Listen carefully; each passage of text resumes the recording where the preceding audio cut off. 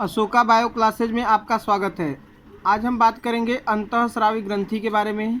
अंतःस्रावी ग्रंथि मतलब ऐसी ग्रंथियाँ होती हैं जो हार्मोन्स को स्रावित करती हैं। हार्मोन्स को स्रावित करने वाली ग्रंथि को अंतःस्रावी ग्रंथि कहते हैं। और ये ग्रंथि जो होती हैं इनके पास खुद की नलिकाएं नहीं होती हैं, अतः इनसे जो स्रावित हार्मोन्स होता है वो रुधिर के माध्यम से शरीर के विभिन्न भागों में जाता है। तो उनके पास खुद की नलिका नहीं होती है, तो अतः इन्हें नलिका विहीन ग्रंथि के नाम से भी जानते हैं।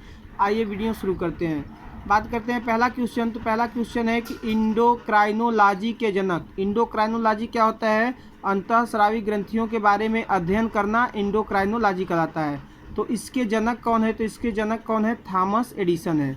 अगला है हार्मोन शब्द किसने दिया था? हार्मोन शब्द दिया था स्टर्लिन ने। अगला क्वेश्चन है थर्ड क्वेश्चन, हार्मोन्स को अन्य नाम से भी जान सकते हैं, माने हार्मोन्स को और क्या क्या कह सकते हैं? तो हार्मोन्स को क्या कहा जाता है? प्राथमिक संदेशवाहक या रासायनिक संदेशवाहक के नाम से भी जानते हैं। अगला क्वेश्चन है प्रथम खोजा गया हार्मोन्स, यानी सबसे पहले कौन सा हार्मोन्स खोजा गया था? तो सिक्रिटीन हार्मोन सबसे पहले खोजा गया था। और इसको खोजा किसने था? तो बेयलिस और स्टर्लिन ने खोजा था। किस सन में? 1902 ईस्वी में। अगले क्वेश्चन की बात करते हैं। अपने कार्य के बाद हार्मोन्स प्राय नष्ट हो जाते हैं, माने कि जिस कार्य के लिए हार्मोन्स बने होते हैं उस कार्य को करने के बाद हार्मोन्स समाप्त हो जाते हैं, लेकिन कुछ ऐसे हार्मोन्स होते हैं जो क्रिया के पश्चात भी बचे रहते हैं। तो ऐसा कौन सा हार्मोन्स है जो क्रिया के बाद भी बचा रहता है? तो वो हार्मोन्स कौन सा है? थायरॉक्सिन हार्मोन्स है, थायरॉक्सिन हार्मोन्स।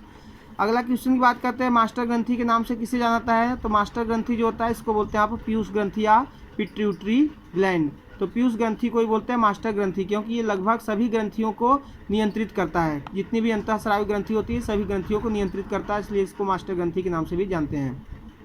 अगला क्वेश्चन है मादा में दूध जो होता है दूध निर्माण के लिए उत्तरदायी हार्मोन्स, यानी मादा में फीमेल जो होता है, तो फीमेल में स्तन ग्रंथियों में जो दूध उत्पन्न होता है उस दूध उत्पन्न करने के लिए कौन सा हार्मोन्स उत्तरदायी होता है?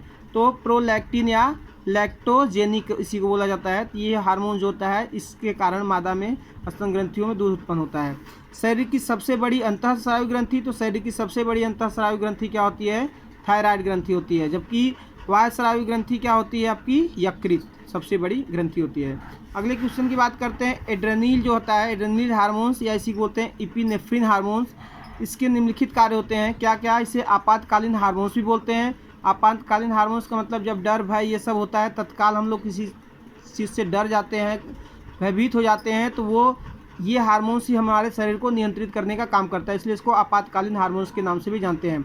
ये जो होता है हमारी हार्ट बीट यानी धड़कन को बढ़ाने का भी काम करता है ये हार्मोन्स। इसके अलावा जो होता है तनाव या अलर्ट हार्मोन्स के नाम से भी जानते हैं, स्ट्रेस हार्मोन्स या अलर्ट हार्मोन्स के नाम से भी इसको जाना जाता है। इसे 3F हार्मोन्स के भी नाम से जाना जाता है। 3F हार्मोन्स इसलिए ये फियर, फाइट और फ्लाइट यानी तीनों का काम करता है, डर में और लड़ाई झगड़े में, यानी कि लड़ने का काम और उड़ने का काम, यानी कि फियर, फाइट और फ्लाइट तीनों का काम करता है, इसलिए 3F के नाम से भी 3F हार्मोन्स के नाम से भी जानते हैं।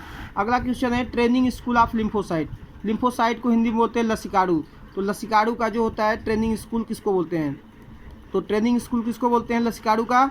तो है क्या? थाइमोसिन या थायमिन हार्मोन। थायमिन हार्मोन्स को क्या बोलते हैं? ट्रेनिंग स्कूल ऑफ लिम्फोसाइट, लसिकाडू। आपको पता होगा लसिकाडू जो होता है ये श्वेत रुधिर कणिका जो होती है WBC उसी का एक भाग होता है।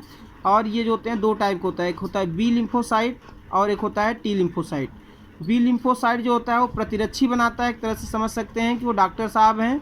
और जो टी लिम्फोसाइट रहता है वो समझ सकते हैं कि कंपाउंडर है, उनका सहयोग करता है एक तरह से।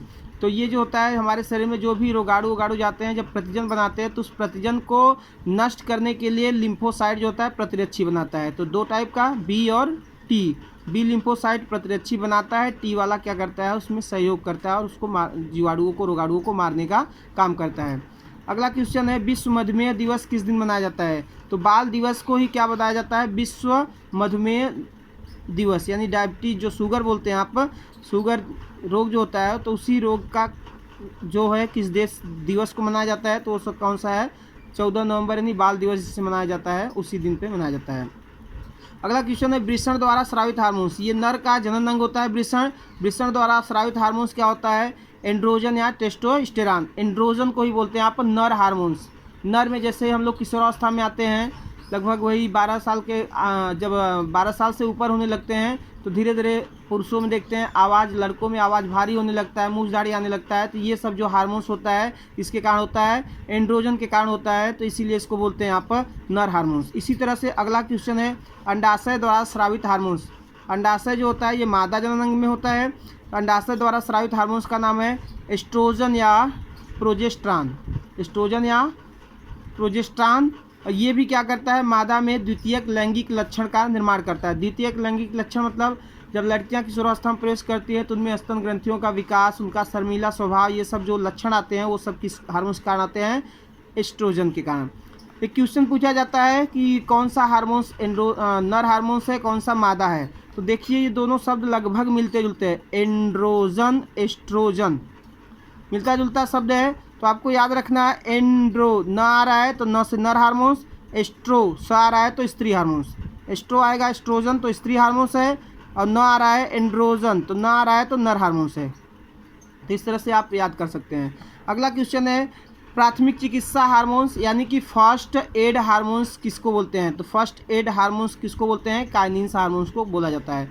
अगला क्वेश्चन है जीवन रक्षक हार्मोन्स किसको बोलते हैं। तो जीवन रक्षक हार्मोन्स कार्टिसोल को बोला जाता है। वीडियो देखने के लिए धन्यवाद। ज़्यादा से ज़्यादा लाइक, सब्सक्राइब और शेयर कीजिए।